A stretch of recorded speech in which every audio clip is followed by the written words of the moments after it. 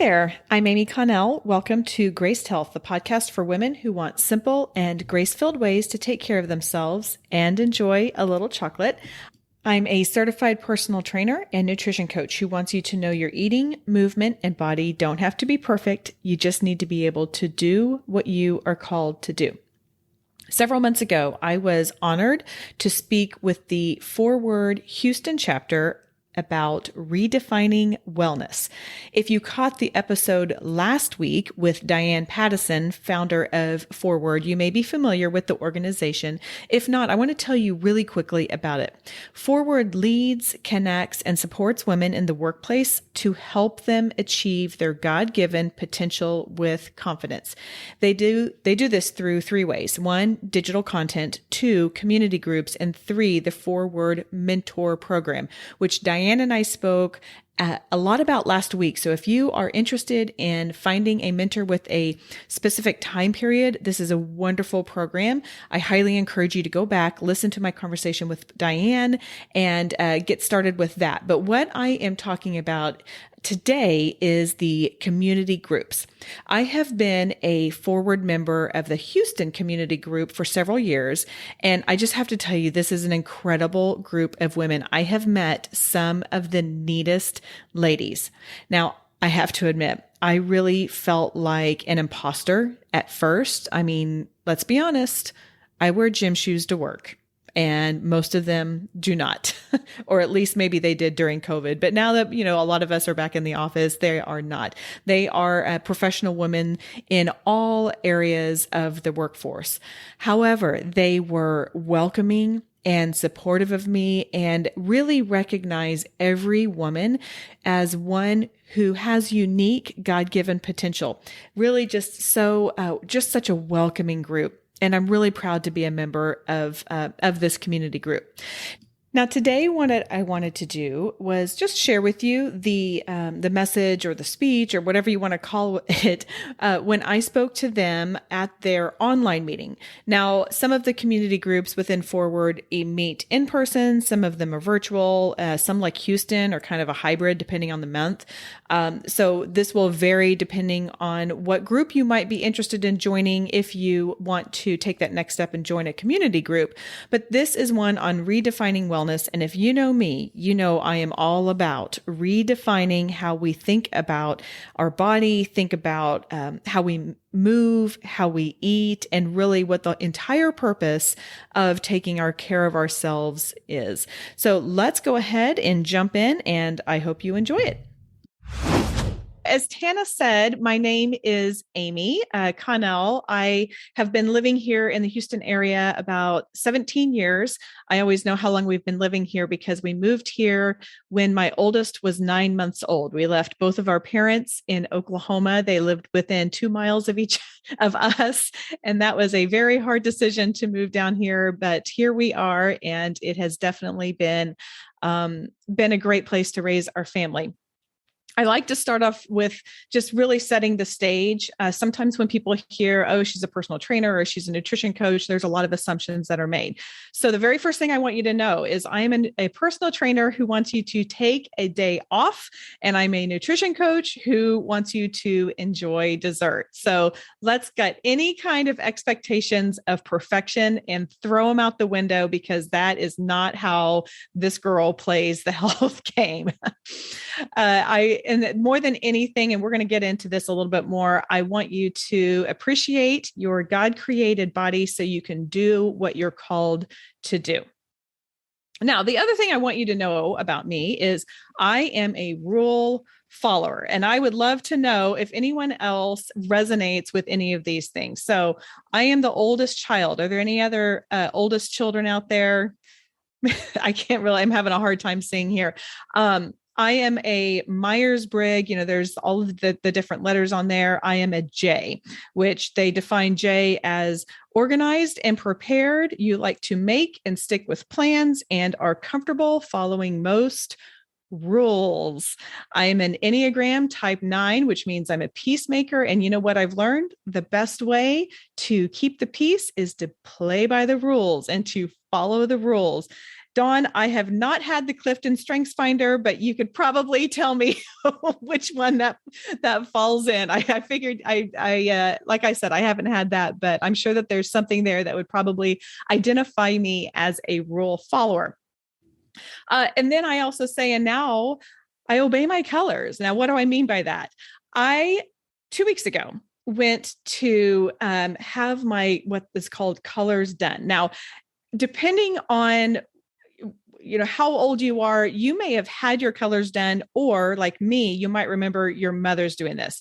And that is where you go to a style consultant or a color consultant, and then they categorize you as a summer, a spring, a fall, or winter.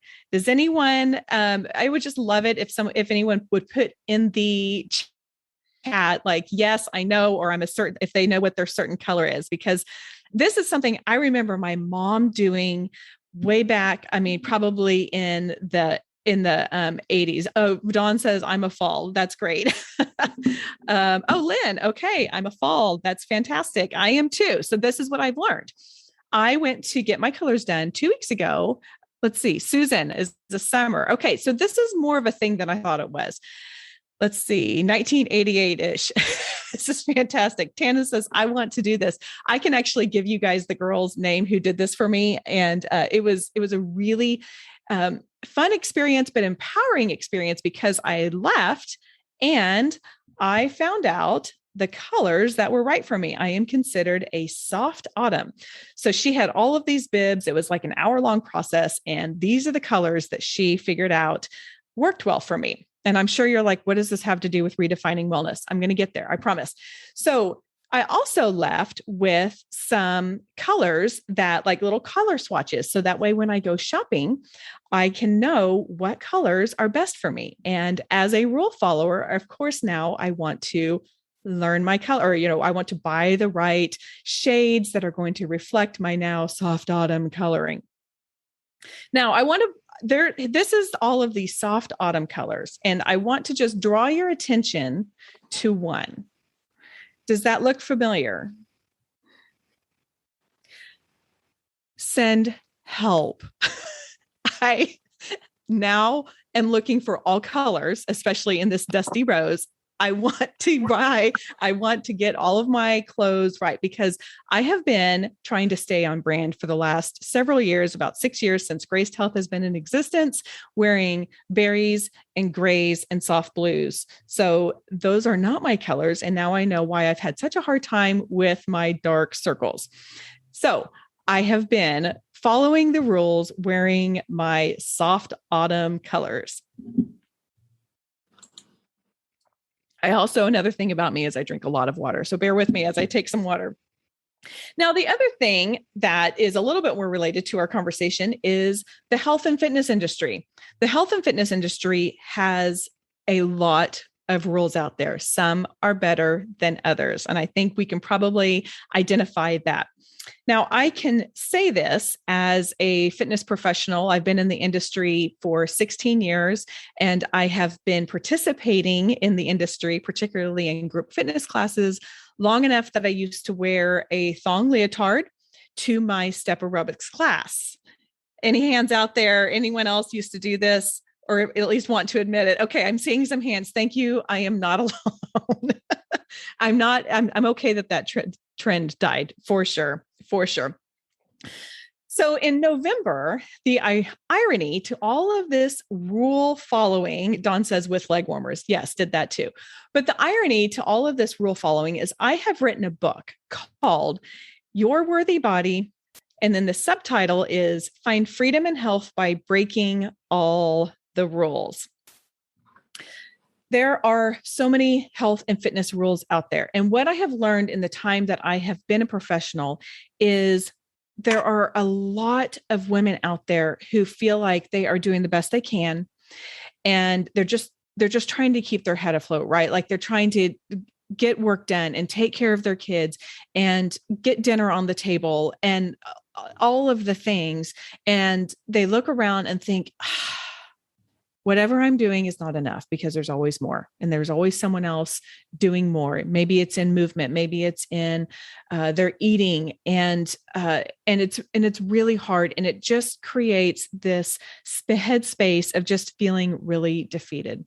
So I am here to change that. I'm here to equip women with some science, yes, exercise science, nutrition science, all through a lens of faith, to help get them feeling confident about whatever they feel is the best for their body in terms of how they move and in terms of their eating. And we've already seen that today, right? Like, Sophia, I love that you're training for a half marathon. I'm kind of curious if that is give me a thumbs up if that's the Houston half that you're doing.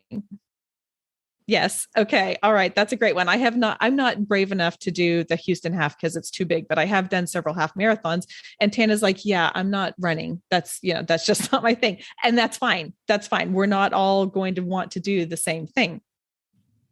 So I would love for you to just kind of think about maybe some of the health rules that you have had. And if you have any that come to mind really quickly, put them in the comments. So maybe that is something like with regard to particularly eating or certain foods or plans or different types of exercise. So I'm going to take another sip because that's what I do. And I want to give people a space just to write any other health and fitness rules that maybe you have heard. Don't go to bed with a full stomach. That's a good rule, actually. Clean your plate, finish your food. Yes. Yes, I have heard that. If you don't exercise, you can't lose weight. Yes, that's another rule to break. Drink lots of water. That is a good rule. I like that rule. You have to do lots of cardio to lose weight. Oh, goodness. I'm loving all of these things. Take protein after working out. There's so much out there, right? Eat breakfast. Yes, Kim. Thank you. Let's see. Eat only fat and protein, which... Yes, there's so many things, right? Fast for 20 hours a day, intermittent fasting, count your calories. Okay, these are great. Thank you for validating that. We have heard so many different things. And quite honestly, if we were to put all of these things together, they wouldn't add up because they're not all the same rule, because if there was a particular way of eating and a particular way of moving, I believe we would see it in the Bible. Lynn says, eat smaller amounts at a time, which is completely opposite than fast for 20 hours a day, because you've got to get all of your nutrients in 4 hours if you do that. So I thank you so much, you guys. I wasn't quite sure if that would fly or not, but I'm really grateful for you sharing some of these things that you have heard. Now, those who have been with me a long time, and like my friends and my parents, really do find it hard to believe that I have written a book with 22 different rules to break. So what's the gap? Like, how did I get from being such a strong rule follower to writing a book about breaking the rules? So I was thinking about that. I'm like, what took me from there to here? Because we all have our journeys, we all have our paths, and that's a whole nother speech that I could give. But I think it really falls down into two main areas. One of them is the more that I have learned from true experts in the field, I have to have continuing education credits. And when I get out there and learn from the people doing the research, from reporting it, rather than reading the media headlines or reading the snippets on social media, I've learned that a lot of these guidelines that we're seeing in little bite-sized pieces were never meant for us to just lock on so tightly to them, or they take part of the story and they don't share the whole story, which I think is very true in a lot of what we see in the media, but that I'll just leave that there. The other element is, as I have grown stronger in my faith, I've grown up in the church, but as I've gotten older, I have gotten stronger in my faith. I've realized how easy it is for me to give more time and attention in what I'm going to eat and the food that I'm going to have, because I have a history of being really, really focused on that and giving more time and attention on that than on what Jesus wants for me doing and how he wants me to love and to serve others. And part of that is accepting the grace that he died for. because he came to give us grace. And that wasn't just in our how we treat other people, or that wasn't just in, to give us grace in our sins toward God or toward others. It was to give us grace in all of the ways that we may not be walking closely with God, or that may be keeping us from that. And so I have realized over time that these are two important elements that have really started to bridge the gap for me. Now, we have, oops, I just skipped through all of this. Here we go. Sorry, somehow we got on. Okay. So this whole thing is when Tana sent an email to me and she said, "Hey, we're doing this thing called Redefining Wellness. Would you be interested in coming to speak?" I was like, yes, this is exactly what this entire book I have written is about. I am hoping to redefine what wellness is for my community, for people reading, for people who are just so tired of hearing all of the rules and thinking there's too many, I give up. Why bother? So that's what I want to talk to you about today. And really what I'm doing with today's conversation is I'm breaking it down into three main areas where I'm wanting to break the rules.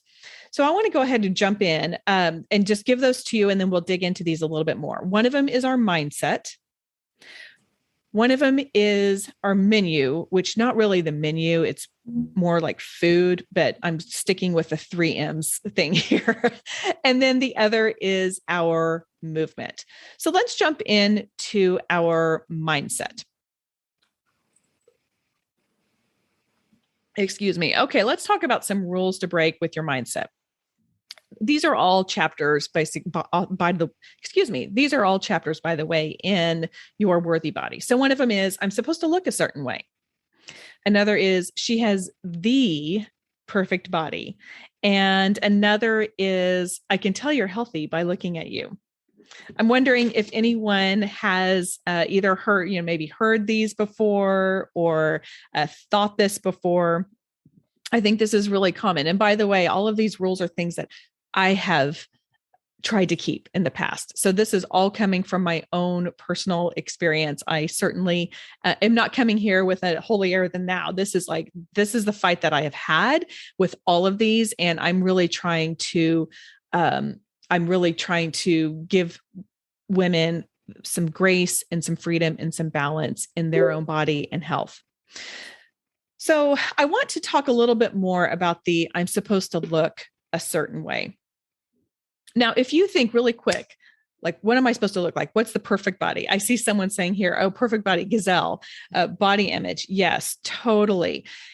And I really challenge my readers in this book to think a little bit deeper than that. And why do we think we're supposed to look a certain way? And I think that there's a lot of different reasons for that. This is certainly not all encompassing. Some of it is, a lot of us have grown up, and I don't know everybody here, but if you have grown up in American culture, all you have seen, as I shouldn't say all, but a lot of what we have seen is skinny white women on the magazines, on the billboards, out there. Thankfully, we are broadening that. But that was what I saw growing up. That's all I saw. When I walked into the grocery store and I was looking on the magazine, that's all I saw. And I thought, well, if I don't look like that, then I don't have the right looking body because I'm supposed to look that way. So that is one. There are stories from our youth. Boy, that can cut really deep. And I want to be honoring and respectful to different stories and different words that people have heard. I mean, on a lighter note, I have a friend who was telling me that when she was in middle school, that her dad was a coach, and one of his high school players made some offhand comment about her knees, like, "Oh, you have strange knees," or something like that.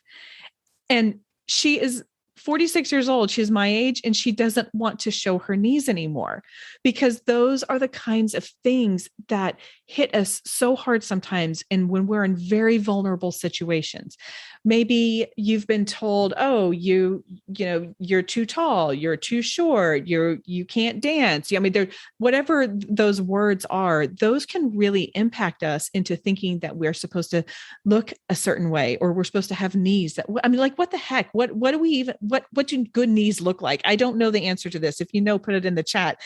Because I certainly don't know, but that's a real thing. And I'm not trying to make light of it, but I am trying to say that sometimes the words that we hear can be really impactful. We are lucky to live in Houston, which is such a diverse group of people. And I don't even know how many different cultures of origin we have in the Houston area. So depending on what your culture of origin is, you may have different expectations than someone else. In my book, I interview people, or I have them contribute. And if you grew up in China, the expectations for how your body should look is going to be different than in Nigeria or in Mexico. And we all have a different expectation from our culture of origin. And that will play into a part of, oh, well, I'm supposed to look a certain way. And then the other thing that I think is important to consider is there is a 2 trillion with a T, I'm making a T here, industry that capitalizes on our discontentment. And I'm going to say this, I am part of this. The health and fitness industry is that, oh gosh, I didn't write down in my notes, but it's almost 1 trillion, or it's a little bit more, I think. And then there is a personal care and beauty and anti-aging industry. Between the two of those, that is a $2 trillion industry. And look, I'm on both sides. I am in the personal, as a personal trainer, I am trying to help women in particular, but I'm trying to help people find the way that they can take care of their health the best. Also, I'm getting my roots done on Thursday, and I really like beauty products that can cover up my wrinkles and facial oils and all of that kind of stuff. So I am in this as well, but there's a huge industry that preys on our discontentment. I didn't write down this verse to prepare, but Paul talks about just being content. I've learned to be content in whatever the situation. Now, granted, Paul in house arrest is, in 2000 years ago, is a totally different story than it is now. But I think that it's important to remember that we may have more discontentment than we realize with regards to feeling like we need to look a certain way. And instead, turning our mind around and realizing the kind of the crux of what I really like to remember, or what really like to help women realize, is we take care of our bodies so we can do what we're called to do, not so it'll look a certain way. God calls us to use our bodies in so many different ways. He has big callings. I call those macro callings. He might have small ones like, okay, we need to we need to be really productive this afternoon.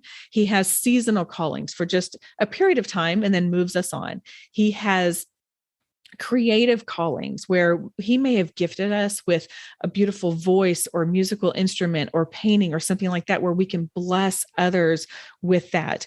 And then he has servanthood callings for us. And I'm really condensing all of this, but it's, maybe it's that we are not Moses, but we're Aaron, and we're there to support Moses or whoever, God is calling to do those big, huge macro plans. Maybe he just wants us right alongside him and to help that calling be fulfilled, no matter what that is. So that is the biggest thing that I would love for you to take away from this mindset section is we take care of our body so we can do what we're called to do.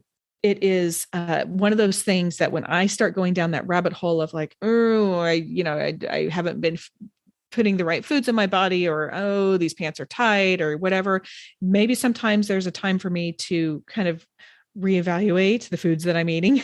And maybe sometimes I just need to remember that, no, I am taking care of my body. I can do what I'm called to do. Okay, let's go to menu. I love all these comments, by the way, too. Media and fat shaming. You can have a killer metabolism and sit on the couch eating Oreos all day. So true. Yes. And that is, I would argue that maybe that we are not taking care of our body so we can do what we're called to do. Because if nothing else, we're sitting on the couch eating Oreos all day. Okay. So let's talk about a menu and some rules to break with that. Carbs are the enemy. Obviously, some of us have heard some version of that because we've heard, oh no, only eat fat and protein, or you really have to eat particular things. Another thing is it's all about the nutrients. I have to, as a side note, this is actually one of my favorite chapters because what I really delve into there is, yes, our nutrients are important and fueling our bodies with the foods that God give us is really important. But there is another element to eating, and that is nourishment and nourishment in our soul. And that's why I chose on the graphic here, hamburgers and sweet potato fries. And maybe that's fajitas too, or something like that, because I do believe there is an element to sitting down with your family or your friends and digging in and letting that conversation nourish your soul.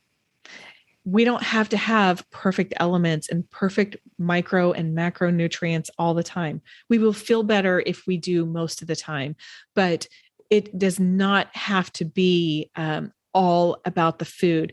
We see time and time and time again, Jesus sitting down with his disciples and eating, and I'm pretty sure they weren't counting their carbs. I'm just saying. So, we see God, even blessing us with food throughout the Bible. In Genesis 1:29, he says, I give you every seed bearing plant on the face of the whole earth and every tree that has fruit with seed in it. They will be yours for food. And then if you love eating meat, the good news is later on in Genesis 9:3, he says, everything that lives and moves about will be food for you. Just as I gave you the green plants, I now give you everything.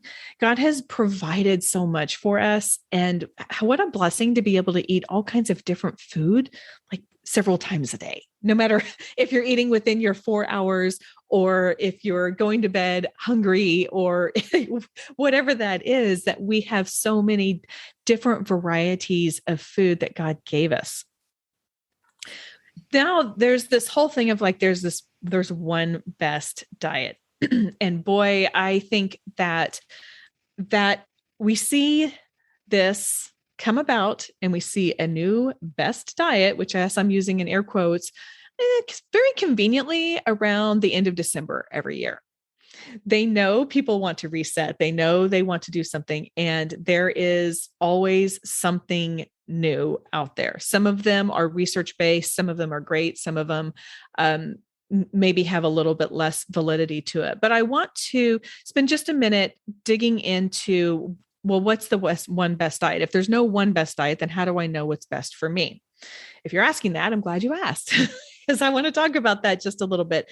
I would encourage you to think about a few things. One is, what's realistic?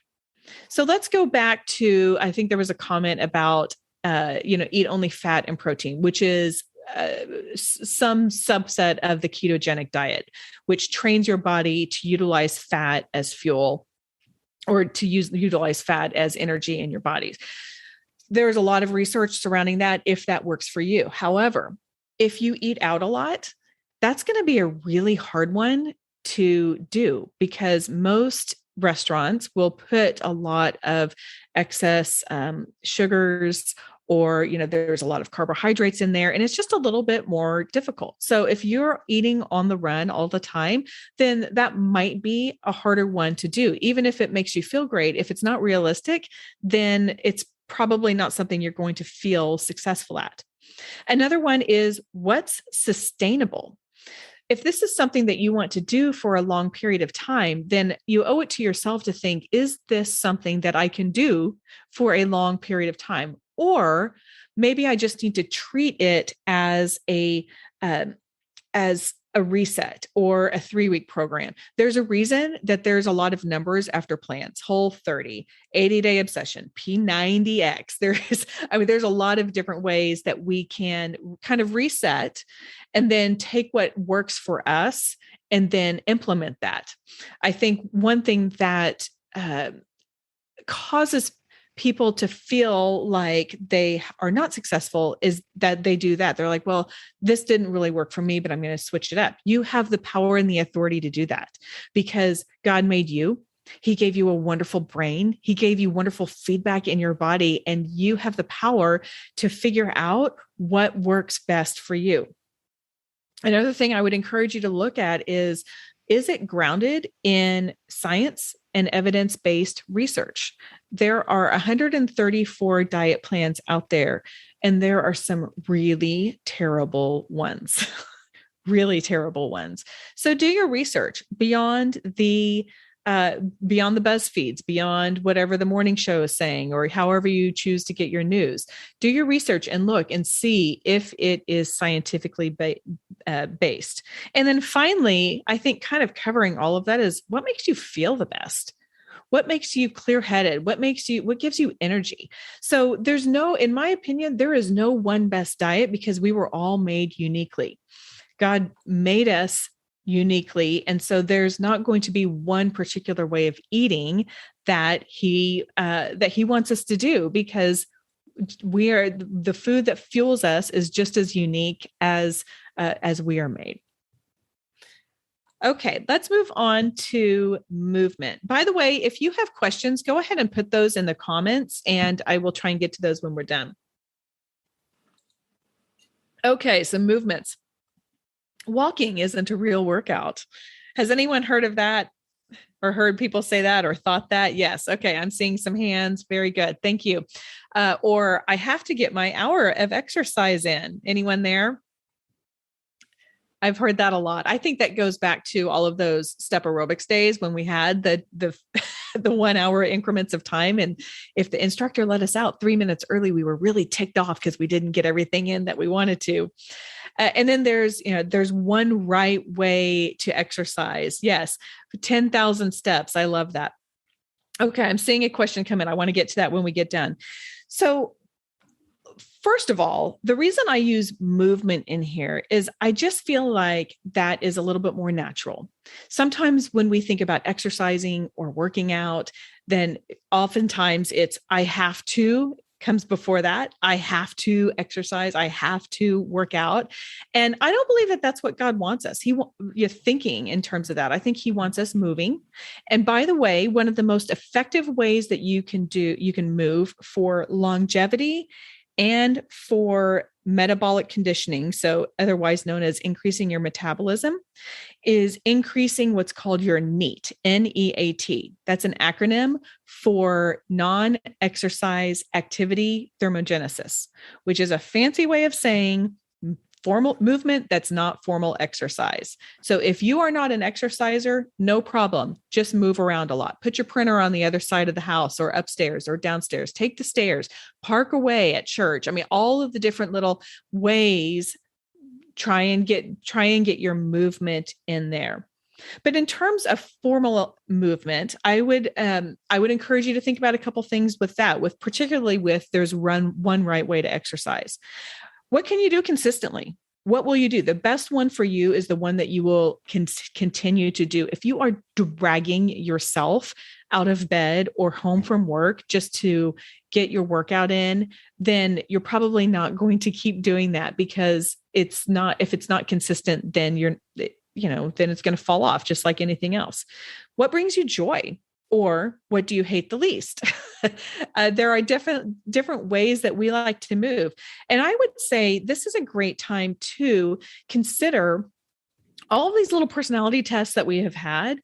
Maybe it's a great way to integrate it. So for example, do I have any analytical people here? Raise your hand if you consider yourself an analytical person. I think I've got a lot of hands or heads on here. But if you're analytical, maybe something that would be a great challenge for you to do is do something where you're going to start where you can track your numbers. So maybe that is training for your half marathon and tracking your, or just maybe it's a 5K, or maybe it's getting a certain amount of miles in, or 10,000 steps in, or something like that, but where you can look at the numbers. Maybe strength training would be interesting. What can you lift today, and what can you lift, or how many reps can you do a month from now or 6 months from now, and put that on your Excel spreadsheet and start tracking and seeing what you do. If you're a creative person, try Zumba, try UJam, try some of the things that are a little more, that allow your body to move in a more of a creative fashion. If you are an extrovert, find some clubs to do things with. So again, there are tons of running and walking clubs, triathlons. Triathletes are a great community. So are runners, by the way. I was just having a conversation like this. You see people biking in packs. Go to some group fitness classes. I read a statistic years ago that said something like 86% of the people who show up in a group fitness class are there because they like the social interaction. So consider how you're made and what drives you, and then try your movement based off of that. Okay, let's move on here. So those are the three, the mindset, our menu, and our movement. Now, the other thing that I'm really proud of in this book is the resources I've provided. My dad taught me, my dad was in commercial banking for like almost his whole career. And he used to tell me over and over, he said, never present a problem without also providing a solution. And all the managers out there said, amen, I'm sure. But I wanted to provide some solutions. So if I'm telling you rules to break, 19 of my chapters have a rule to break. I want to give you some resources to unbreak those or to debunk them. So what I've done is these resources are all kinds of different things. I have throughout the book, I have 7 different recipes that have worked well for my family or go along with stories in there. I have a way for you to explore the kind of callings like we talked about earlier. I have journal props and metrics and other helpful resources for learning about racial justice, because one of the chapters in there I talk about, I'm like, it's time that we start looking at all bodies as a representation of the image of God. And I talked briefly at the beginning about our culture of origin. So I have been learning, I've been on a learning journey. I certainly don't know a lot, but things that have been helpful to me in that journey. I also have an online video library. So in there, I have a QR code. You scan the QR code, and thanks to COVID, now we all know how to do that, right? We all know how to go to a restaurant and get a menu from the QR code. And we can also do that here in this book. You can scan the QR code and it takes you to a free online video or online library. So all of these things I just mentioned, you can download. And then it also has videos. So if I say you don't need to work out an hour, you can work out in 20 minutes, I give you a 20-minute video that you can do with me. And then when you're really tired of doing that with me, because you will be tired because I make a lot of really corny jokes, then you can look at, there's a download that you can just do on your own. I have 3 full-length video or workouts. I have warm-ups and cool downs. And then a bonus on the online video resource library is I have 32 movement demos. So when I say, well, good mornings are great for your glutes and your hamstrings, if you have bad knees, then I actually show you how to do a good morning. Also, at the end of every chapter, I have something called the simple take. So my girlfriend calls it sermon in a minute and just kind of pulls everything in. So this is actually the last 3 words or 3 sentences of the entire book, but I thought it was a good synopsis for our time together today. So the simple take for this is for redefining wellness is your eating, movement, and body don't have to be perfect. You just need to move it in a way that works for you and fuel it with God's food so you can do what you're called to do. You are worth it.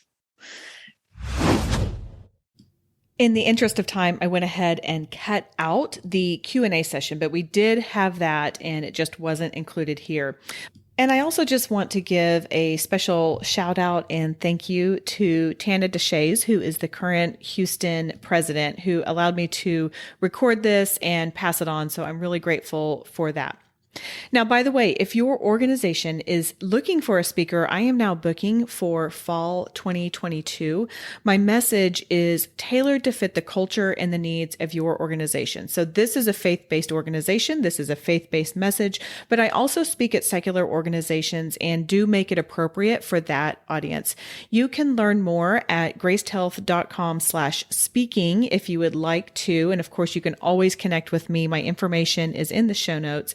And remember, if you are interested in learning more about Forward, joining their community groups, joining the membership or the mentorship program, please check them out at the number 4 word, WORD, women, WOMEN.com.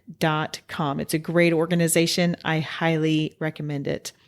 And of course, if you have not yet gotten a chance to read my book, Your Worthy Body, I would love for you to go grab that. You can get it over at Amazon. It is available in digital, on Kindle, paperback, and now on audiobook, which, by the way, you don't have to have an Audible account to listen to the audiobook. Yes, if you do have one, you can listen to it there, but there are a lot of other avenues and ways to listen to it.